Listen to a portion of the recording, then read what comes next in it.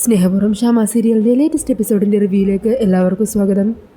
സുകുമാരിയോടും പ്രിയങ്കയോടും നാളെ തന്നെ കടമ്പനാട് ക്ഷേത്രത്തിൽ പോയിട്ട് പ്രിയങ്കയുടെ അസുഖം മാറാനുള്ള വഴിപാടുകളും തിരുമേനി പറയുന്ന എല്ലാ പ്രായശ്ചിത്തങ്ങളും നിറവേറ്റണമെന്ന് പറയുവാണ് കേട്ടോ. അതെല്ലാം കേട്ട് കണ്ണും തള്ളി നിൽക്കുവാണ് സുകുമാരിയും പ്രിയങ്കയും. ഈ സമയം ജയഭാരതി പറയുന്നുണ്ട്, ഇനി ഇവൾക്ക് ഇഷ്ടമല്ല, ഇവളുടെ മുത്തശ്ശിക്ക് ഇഷ്ടമല്ല എന്തൊക്കെ ഒഴിവ് പറഞ്ഞാലും ശരി, നമ്മൾ നിർബന്ധിച്ച് പിടിച്ചു വലിച്ച് ഇവളെ ഇവിടെ നിന്ന് കൊണ്ടുപോയിരിക്കും. അന്നേരം സുകുമാരി പറയണേ, ഓ അത് ശരി, അപ്പം നിങ്ങൾ ഞങ്ങളോട് പകരം വീട്ടുവാണല്ലേ? ഇതെന്ത് പകരം വീട്ടിലാണ് മുത്തശ്ശി? ഒന്നുമില്ലെങ്കിൽ പ്രിയങ്കയുടെ നല്ലതിന് വേണ്ടിയിട്ടല്ലേ? അന്നേരം പറയണേ, അതെ, നിങ്ങൾക്കിവിടെ ഭക്ഷണം തരുന്നില്ല എന്ന് പറഞ്ഞു. അതിൻ്റെ പേരിൽ അസോസിയേഷൻകാരെ വിളിച്ച് ഞങ്ങളെ നാണം കെടുത്തുകയും ചെയ്തു. എന്നിട്ട് ഇപ്പം എന്താ, ഭക്ഷണം കിട്ടിയില്ലേ? ഇനി നിങ്ങൾ ഉന്നയിക്കുന്ന അടുത്ത പ്രശ്നം ഇവളുടെ മാനസിക പ്രശ്നമാണ്. അതും പരിഹരിക്കേണ്ട ഉത്തരവാദിത്വം ഞങ്ങൾക്കുണ്ടല്ലോ. അതിന് ചെയ്യാൻ പറ്റുന്നൊരു കാര്യം ഞങ്ങൾക്കുണ്ടാവുന്ന രീതിയിൽ ചെയ്യാമെന്ന് ഞങ്ങൾ പറഞ്ഞു. എന്നാൽ മുത്തശ്ശി എന്താ ചെയ്യുന്നത്? അതിൽ നിന്ന് ഒഴിഞ്ഞു മാറാൻ ശ്രമിക്കുകയല്ലേ? അപ്പോൾ ശരിക്കും പ്രിയങ്കയുടെ അസുഖം മാറണം എന്ന് മുത്തശ്ശിക്ക് എന്താ ആഗ്രഹമില്ലേ? ആഗ്രഹം ഉണ്ടെങ്കിലേ എത്രത്തൊന്നും പറയാതെ ഞങ്ങളുടെ ഒപ്പം വരികയാണ് വേണ്ടത്. അന്നേരം ജയഭാരതി വരണേ, മോളെ രാധികെ, നീ അച്ഛനെ വിളിച്ച് കാര്യം പറ. അങ്ങനെ രാധിക ഫോൺ എടുത്ത് കുറച്ച് മാറി ദേവനോട് കാര്യങ്ങളെല്ലാം പറയുവാണ്. എന്നിട്ട് പറഞ്ഞതിന് ശേഷം രാധിക ഫോണുമായിട്ട് മുത്തശ്ശിയുടെ അരികിലേക്ക് എത്തുക. ദേ സുകുമാരി മുത്തശ്ശി, അച്ഛനാ ഫോണിലുള്ളത്. അങ്ങനെ പറഞ്ഞ് ഫോൺ സ്പീക്കറിലിടുവാണ്. ഈ സമയം ദേവൻ പറയണേ, അമ്മേ രാധിക മോളെ കാര്യങ്ങളെല്ലാം പറഞ്ഞു. പ്രിയങ്ക മോളുടെ അസുഖം മാറാനായിട്ട് കടമ്പനാട് ക്ഷേത്രത്തിൽ പോകുന്നതിൽ അമ്മയ്ക്ക് എന്താ ഇത്ര ബുദ്ധിമുട്ട്? മോളുടെ അസുഖം മാറണമെന്നല്ലേ നമ്മളെല്ലാവരും ആഗ്രഹിക്കുന്നത്. ആ ക്ഷേത്രത്തിൽ പോയവർക്കെല്ലാം അതിൻ്റേതായ ഫലം കിട്ടിയിട്ടുണ്ടെന്ന് ഞാൻ പലതവണ കേട്ടിട്ടുള്ളതാണ്. അതുകൊണ്ട് എത്രയും പെട്ടെന്ന് തന്നെ പ്രിയങ്ക മോളെയും കൂട്ടി അവിടെ പോകണം എന്നാണ് എൻ്റെ അഭിപ്രായം. അതിൽ അമ്മയായിട്ടിനി എതിരൊന്നും പറയാൻ നിൽക്കരുത്, കേട്ടല്ലോ? എടാ ദേവ, അതല്ല ഞാൻ പറഞ്ഞത്. പ്രിയങ്ക മോള് അങ്ങോട്ടൊക്കെ വരുമോ? അവളുടെ അവസ്ഥ നിനക്കറിയാവുന്നതല്ലേ? വരില്ല എന്നുണ്ടെങ്കിലേ പിടിച്ച് വലിച്ചങ്ങ് കൊണ്ടുപോകണം. വരണിൻ്റെ രാധിക ഉണ്ടല്ലോ, അവരോട് പറഞ്ഞാൽ മതി. അവർ ബലം പ്രയോഗിച്ചിട്ടാണെങ്കിലും പ്രിയങ്ക അവിടെ എത്തിച്ചിരിക്കും. അങ്ങനെ പറഞ്ഞാൽ ദേവൻ ഫോൺ കട്ട് ചെയ്യുവാണ്. ഈ സമയം ജയഭാരതി പറയണേ, ദേവനാരായണൻ പറഞ്ഞത് കേട്ടല്ലോ, ഇനിയിപ്പോൾ സുകുമാരിക്ക് എതിരഭിപ്രായമൊന്നുമില്ലല്ലോ. അപ്പോളേ നാളെ തന്നെ നമുക്ക് പോകണം. അങ്ങനെ അതെല്ലാം കേട്ട് സുകുമാരിയും പ്രിയങ്കയും അകത്തേക്ക് കയറി പോകുവാണ്. ഈ സമയം ജയഭാരതി പറയുന്നുണ്ട്, ദേവനാരായണൻ തിരുമേനിയും കൂടി അങ്ങനെ പറഞ്ഞത് കാരണം സുകുമാരിക്കിനെ എതിർക്കാനാവില്ലല്ലോ. അന്നേരം പത്മിനി പറയണേ, സുകുമാരിയമ്മ എന്താണെങ്കിലും ഇങ്ങനൊരു നീക്കം നമ്മുടെ ഭാഗത്തുനിന്ന് ഉണ്ടാകുമെന്ന് വിചാരിച്ചു കാണില്ല. അവർക്ക് എല്ലായിടത്തും വിജയിച്ചാണല്ലോ ശീലം. അന്നേരം പറയണേ, എന്താണെങ്കിലും നമ്മളെ കൊണ്ട് ചെയ്യാനാവാത്തത് ദൈവങ്ങളുടെ ഭാഗത്തു നിന്ന് അവർക്ക് കിട്ടട്ടെ. അങ്ങനെ അവരെല്ലാവരും സന്തോഷിച്ചിരിക്കുകയാണ്. പിന്നീട് കാണിക്കുന്നത് റൂമിലെത്തുന്ന പ്രിയങ്ക മുത്തശ്ശിയോട് ദേഷ്യപ്പെടുക. മുത്തശ്ശി, ഇതൊരു നമുക്ക് മനഃപൂർവ്വം പണി തന്നതാ. നമ്മളോട് പ്രതികാരം വീട്ടാൻ വേണ്ടിയാ ആ ക്ഷേത്രത്തിലേക്ക് കൊണ്ടുപോകുന്നത്. അവിടെയുള്ള കഠിനമായ വ്രതങ്ങളെയും ശിക്ഷകളെയും അവിടുത്തെ പരിഹാരങ്ങളെക്കുറിച്ചൊക്കെ ഞാൻ കേട്ടിട്ടുണ്ട്. ഓർക്കുമ്പോൾ തന്നെ പേടിയാകുവാണ്. അന്നേരം സുകുമാരി പറയണേ, നീ പറയുന്നതൊക്കെ ശരിയാ. ചൂട് പായസത്തിൽ കൈ മുക്കിക്കുകയും അതുപോലെ അഗ്നിക്കാവടി എടുക്കുകയും അങ്ങനെ കനലിലൂടെ നടക്കുകയും അങ്ങനെ എന്തൊക്കെയാണ് അവിടുത്തെ പരിഹാരക്രിയകളും മറ്റുമൊക്കെ. നമ്മളെ ശരിക്കും അവർ പൂട്ടിക്കളഞ്ഞല്ലോ മോളെ. മുത്തശ്ശി, ഒരു കാര്യം പറഞ്ഞേക്കാം, എന്നെ കൂടെ ഒന്നും ചെയ്യാൻ പറ്റില്ല. ഞാനങ്ങോട്ട് വരികയില്ല. എടി, നിന്നെ അവർ ബലം പ്രയോഗിച്ച് കൊണ്ടുപോകുന്നല്ലേ പറഞ്ഞിരിക്കുന്നത്. പോരാത്തതിന് ദേവൻ്റെ സപ്പോർട്ടും ഉണ്ടല്ലോ. അന്നേരം പ്രിയങ്ക പറയണേ, എന്നോട് അങ്ങനെയുള്ള എന്തെങ്കിലും കഠിനമായിട്ടുള്ള കാര്യങ്ങൾ ചെയ്യാൻ പറഞ്ഞാലുണ്ടല്ലോ അപ്പോൾ അറിയും ഈ പ്രിയങ്കയുടെ യഥാർത്ഥ ഭ്രാന്ത് എന്താണെന്ന്. ഞാനെന്താണെങ്കിലും അതൊന്നും ചെയ്യാൻ പോകുന്നില്ല എന്ന് പറഞ്ഞ് ദേഷ്യം പിടിച്ച് നിൽക്കുന്നുണ്ടോ പ്രിയങ്ക. പിന്നീട് കാണിക്കുന്നത് ദേവനും യശോദയും കൂടി സംസാരിക്കുന്നതാണ്. അന്നേരം യശോദ അവരെല്ലാവരും കൂടി ക്ഷേത്രത്തിൽ പോണ കാര്യമൊക്കെ അറിഞ്ഞിട്ട് ദേവനോട് പറയണേ, സത്യം പറഞ്ഞാൽ കണിമംഗലം കുടുംബക്കാരുടെ സ്ഥാനത്ത് മറ്റാരെങ്കിലും ആയിരുന്നെങ്കിൽ നമ്മളോട് ഇത്ര അനുകമ്പയും ഈ അവസ്ഥയിലും ഇതുപോലുള്ള സഹായങ്ങളൊക്കെ ചെയ്യുമായിരുന്നു? ഒരിക്കലുമില്ല. ഇത്രയൊക്കെ ദ്രോഹം അമ്മയും പ്രിയങ്കമോളും കൂടി ആ കുടുംബത്തോട് ചെയ്തിട്ടും പ്രിയങ്കയുടെ അസുഖം മാറണമെന്നും അതിനുവേണ്ടി ക്ഷേത്രത്തിൽ പോകാനും ബാക്കി കാര്യങ്ങൾ ചെയ്യാനും ഒക്കെ അവർ മനസ്സ് കാണിക്കുന്നുണ്ടല്ലോ. മറ്റേതെങ്കിലും കുടുംബക്കാരായിരുന്നെങ്കിൽ പ്രിയങ്കയും അമ്മയൊക്കെ കാണിച്ചു കൂട്ടുന്ന ഈ കാര്യത്തിന് നമ്മുടെ രാധികമോളുടെ ജീവിതം പോലും പരുങ്ങല്ലായി പോയില്ലായിരുന്നോ? അവളെപ്പോലും അവിടെ നിന്ന് ഇറക്കി വിടില്ലായിരുന്നോ? അന്നേരം ദേവൻ പറഞ്ഞേ, അത് ശരിയാ. ഈ കണിമംഗലം കുടുംബത്തിൻ്റെ പാരമ്പര്യവും അന്തസ്സും ഒക്കെയാണ് അതിൽ നിന്ന് വ്യക്തമാകുന്നത്. ആ ക്ഷേത്രത്തെക്കുറിച്ച് ഞാൻ ഒത്തിരി കേട്ടിട്ടുണ്ട്. ഇതുപോലെ മാനസിക നില തെറ്റിയ പലരെയും അവിടെ കൊണ്ടുവന്ന് അവിടുത്തെ ചികിത്സയും പൂജാകർമ്മങ്ങളും ഒക്കെ ചെയ്തതിന് ശേഷം അവരെ പഴയ ജീവിതത്തിലേക്ക് തിരികെ വന്നിട്ടുണ്ടെന്നാണ് കേട്ടിരിക്കുന്നത്. പ്രിയങ്കമോളുടെ അസുഖമെല്ലാം മാറിയാൽ മതിയായിരുന്നു. അത് തന്നെ ദേവേട്ട എൻ്റെയും പ്രാർത്ഥന. നാളത്തെ അമ്പലത്തിലെ സന്ദർശനവും അവിടുത്തെ പൂജാകർമ്മങ്ങൾ ചെയ്യുന്നതിലൂടെ പ്രിയങ്കമോൾ പഴയ അവസ്ഥയിലേക്ക് തിരിച്ചു വന്നാൽ മതിയായിരുന്നു. അങ്ങനെയാണെങ്കിൽ എത്ര സമാധാനം ഉണ്ടായിരുന്നു. പിന്നെ അവളെ കാര്യങ്ങളൊക്കെ ഒന്ന് പറഞ്ഞ് മനസ്സിലാക്കിയെടുക്കണം. അത് ശരിയാ, ആദ്യം അറിയുമ്പോൾ അവൾക്കൊരു ഷോക്കായിരിക്കും. അവൾക്ക് പെട്ടെന്ന് ചിലപ്പോൾ താങ്ങാൻ പറ്റിയെന്ന് വരില്ല. പക്ഷേ നമ്മൾ പതിയെ പറഞ്ഞ് കാര്യങ്ങളും സാഹചര്യങ്ങളും എല്ലാം പറഞ്ഞ് മനസ്സിലാക്കി കൊടുക്കണം. അങ്ങനെ അവളെ പുതിയ ജീവിതത്തിലേക്ക് കൊണ്ടുവരണം. അവൾക്ക് നല്ലൊരു ബന്ധം കണ്ടെത്തി അവളുടെ വിവാഹം കഴിപ്പിച്ചു കൊടുക്കുകയും വേണം. അന്നേരം യശോദ പറയണേ, എത്ര നാളായി അവൾ നമ്മുടെ അരികിൽ വന്നിരുന്നിട്ടും നമ്മളോടൊന്ന് സ്നേഹത്തോടെ സംസാരിച്ചിട്ടും ഒക്കെ ആ പഴയ കാലമൊക്കെ തിരികെ കൊണ്ടുവരണം ദേവേട്ട. അമ്മ നമ്മളിൽ നിന്ന് അവൾ എത്ര അടർത്തി മാറ്റാൻ ശ്രമിച്ചാലും അവൾ നമ്മുടെ മോളല്ലേ, നമ്മുടെ സ്വന്തമല്ലേ. അങ്ങനെ പറഞ്ഞ് സങ്കടപ്പെട്ടിരിക്കുവാണ്ടോ ദേവനി യശോദയ്ക്ക്. പിന്നീട് കാണിക്കുന്നത് അടുത്ത ദിവസം കടവനാട് ക്ഷേത്രത്തിലെത്തുന്ന വരുണിനെയും രാധികേനെയും ജയഭാരതിനെയും അതുപോലെ സുകുമാരനെയും പ്രിയങ്കേനെയും ഒക്കെയാണ് കേട്ടോ. അങ്ങനെ സുകുമാരിയും പ്രിയങ്കയും ആ ക്ഷേത്രവും അവിടുത്തെ പൂജാരനെയൊക്കെ കണ്ട് ആകെ അന്തം വിട്ട് നിൽക്കുക. അന്നേരം സുകുമാരി പറയണേ, എൻ്റെ മോളെ നമ്മൾ പ്രതീക്ഷിച്ചതിലും ഭീകരമാണെന്ന് തോന്നുന്നത്. എന്താണെങ്കിലും അവർ നമ്മളെ പരീക്ഷിക്കാനേ ഇങ്ങോട്ട് കൊണ്ടുവന്നിരിക്കുന്നത്. നമ്മൾ വിട്ടുകൊടുക്കാൻ പാടില്ല. വിജയിച്ചു വേണം ഇവിടെ നിന്ന് നമ്മൾ മടങ്ങിപ്പോകാനായിട്ട്.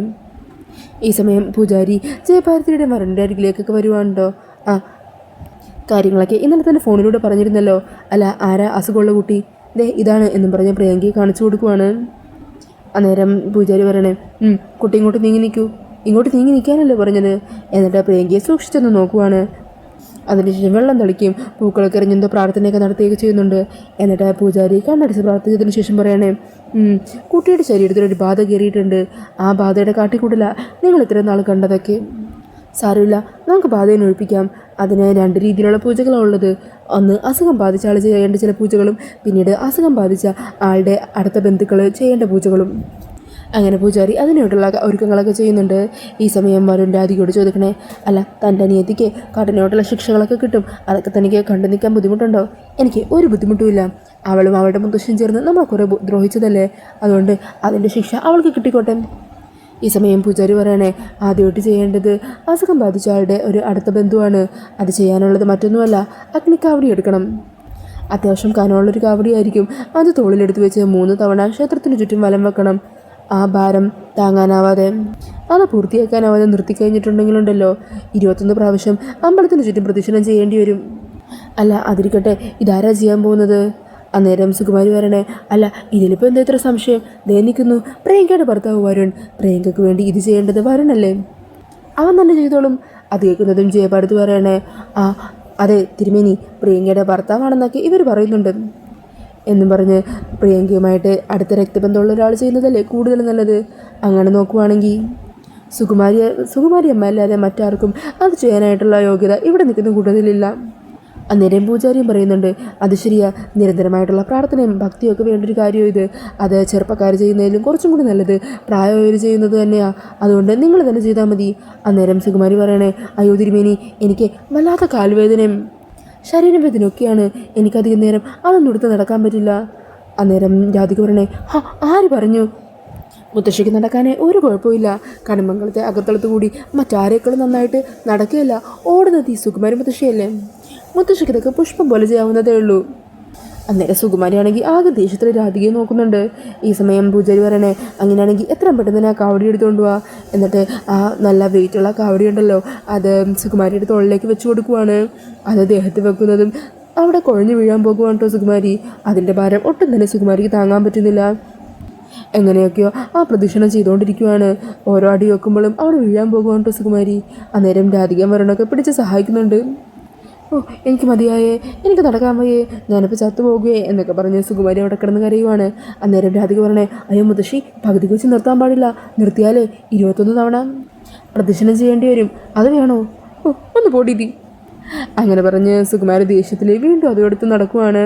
അങ്ങനെ കുറച്ചു നേരം നടന്നു കഴിയുമ്പോൾ തന്നെ സുകുമാരിയോട് തളർന്ന് വയ്യാണ്ടാകുക. അയ്യോ ഇതൊന്നും എടുത്ത് മാറ്റണേ, അല്ലെങ്കിൽ ഞാനിപ്പോൾ ചത്തുപോകുകയെ എന്നൊക്കെ പറഞ്ഞ് സുകുമാരി കരഞ്ഞു വിളിക്കുവാണ്. അന്നേരം ആ തിരുമേനി പറയണേ, അതെ അവരുടെ ദേഹത്ത് നിന്ന് അതെടുത്ത് മാറ്റിക്കൊന്ന്. അങ്ങനെ അത് മാറ്റിയതും സുകുമാരി ഒരു സ്ഥലത്ത് തളർന്നു വയ്യാണ്ട് അവശയായിട്ടിരിക്കുവാണ് കേട്ടോ. ഈ സമയം തിരുമേനി പറയണേ, ഇനി ആ കുട്ടിയെ കൊണ്ടുവന്നോളൂ, ഇനി നമുക്ക് കുട്ടിക്ക് വേണ്ടിയിട്ടുള്ള പൂജാകർമ്മങ്ങളും മറ്റും ചെയ്യാം. അന്നേരം പ്രിയങ്ക, വേണ്ട എനിക്ക് പോകണ്ട എന്നൊക്കെ പറഞ്ഞ് കരഞ്ഞും ബഹളം വെക്കുന്നൊക്കെ ഉണ്ട് കേട്ടോ. എന്നാൽ വരുണിൻ്റെ അധികം കൂടി നിർബന്ധിച്ച് പ്രിയങ്കയെ അങ്ങോട്ടേക്ക് കൊണ്ടുവരുവാണ്. ഈ സമയം അവിടെ ഒരടുപ്പത്ത് ഒരു പായസം തിളച്ച് ചൂടാക്കിക്കൊണ്ടിരിക്കുമായിരിക്കും. അന്നേരം തിരുമേനി പറയണേ, കുട്ടി ഈ പായസം കണ്ടോ? കണ്ടു, പായസം എനിക്ക് ഭയങ്കര ഇഷ്ടം എന്ന് പ്രിയങ്ക പറയുക. അന്നേരം തിരുമേനി പറയണേ, കുട്ടി ഈ പായസത്തിനുള്ളിലേക്ക് കൈ ഇറക്കി വെക്കണം, എന്നിട്ട് അത് വാരിയെടുക്കണം. അത് കേൾക്കുന്നത് പ്രിയങ്ക കണ്ണും തള്ളി നിൽക്കുവാണ് കേട്ടോ. ഈ സമയം ഇത് കേട്ട് സുകുമാരി മനസ്സിൽ പറയണേ, ഭാഗ്യം അഗ്നിക്കാവടി എടുക്കാൻ പറഞ്ഞത്, അല്ലായിരുന്നെങ്കിൽ ആ പൊള്ളുന്ന പായസത്തിൽ എൻ്റെ കൈമുക്കി വെന്തുരുകിയാനേ. ഈ സമയം പ്രിയങ്കയാണെങ്കിൽ അത് ചെയ്യാൻ മടിച്ച് നിൽക്കണേ. കുട്ടി പറഞ്ഞത് കേട്ടില്ലേ, വേഗം ചെയ്യൂ, കുട്ടിയുടെ അസുഖം മാറണ്ടേ. എന്താ പ്രിയ നോക്കി നിൽക്കുന്നത്? അധികം ചൂടൊന്നുമില്ല, നീ കൈയെടുത്തങ്ങ് വെക്ക് എന്ന് പറഞ്ഞ് രാധികയും പ്രിയങ്കയോട് കൈവെക്കാൻ പറയുവാണ്. പ്രിയങ്ക പതിയെ അതിനരികിലേക്ക് പോകുമ്പോൾ തന്നെ ചൂട് കാരണം ഭയന്ന് മാറുവാണ്. അന്നേരം തിരുമേനി പറയണേ, അതെ നോക്കി നിൽക്കാതെ നിങ്ങൾ രണ്ടാളും കൂടി കുട്ടിയുടെ കൈ ഇതിലേക്ക് വെക്കൂ. 3 പ്രാവശ്യം അങ്ങനെ ചെയ്യിക്കണം. അങ്ങനെ വരുണും രാധികയും കൂടി പ്രിയങ്കയുടെ കൈ കയറി പിടിച്ച് ആ പായസത്തിനുള്ളിലേക്ക് കൈ മുക്കുവാണ് കേട്ടോ. പ്രിയങ്കയാണെങ്കിൽ കൈയൊക്കെ പൊള്ളി അലറി വിളിക്കുവാണ്. അങ്ങനെ വീണ്ടും രണ്ടാമതൊന്നും കൂടി മുക്കുവാണ്. ഈ സമയം പ്രിയങ്ക അവരെ തട്ടി മാറ്റിയിട്ട് അമ്പലത്തിന് ചുറ്റും കിടന്ന് ഓടുവാണ്. അന്നേരം തിരുമേനി പറയണേ, കണ്ടില്ലേ, ദേ നമ്മുടെ പരിഹാരക്രിയകളൊക്കെ ഏറ്റു തുടങ്ങി. അതുകൊണ്ടല്ലേ ഇപ്പോൾ ഭഗവാനിലേക്ക് ഇങ്ങനെ ഓടുന്നത്, ക്ഷേത്രത്തിന് ചുറ്റും പ്രദക്ഷിണം ചെയ്യുന്നത്. അങ്ങനെ ആ കാഴ്ചയൊക്കെ കണ്ട് ചിരിച്ചുകൊണ്ട് ആസ്വദിക്കുവാണ് കേട്ടോ വരുണിൻ്റെ രാധികയ്ക്ക്. അന്നേരം തിരുമേനി പറയണേ, ഇനി അവസാനമായിട്ട് ഒരു തവണ കൂടി മുക്കണം, ആ കുട്ടിയെ വീണ്ടും പിടിച്ചുകൊണ്ട് വരൂ. അങ്ങനെ വരുണിൻ്റെ രാധികയും കൂടി പ്രിയങ്കയെ വീണ്ടും പിടിച്ചുകൊണ്ട് വന്ന് അതിൻ്റെ ഉള്ളിലേക്ക് മുക്കാൻ ശ്രമിക്കുക. അന്നേരം പ്രിയങ്ക പറയണേ, മുത്തശ്ശി എൻ്റെ കൈ പൊള്ളുന്നു, ഇപ്പം തന്നെ കണ്ടില്ലേ കൈയൊക്കെ പുള്ളി വീർത്ത് വന്നു, എന്നെ വിടാൻ പറ. ഈ സമയം മുത്തശ്ശി പറയണേ, അതെ അവളുടെ കൈയൊക്കെ വയ്യ എന്ന് പറയുന്നത് കേട്ടില്ലേ, ഇനി മറ്റാരെങ്കിലും ഇത് ചെയ്യും. അന്നേരം രാധിക പറയണേ, അങ്ങനെയാണെങ്കിൽ ശരി, പ്രിയങ്ക ചെയ്യണ്ട, പകരം മുത്തശ്ശി വന്ന് ചെയ്താൽ മതി. അയ്യോ വേണ്ട, എന്നാൽ ഇവള് തന്നെ ചെയ്തോളും.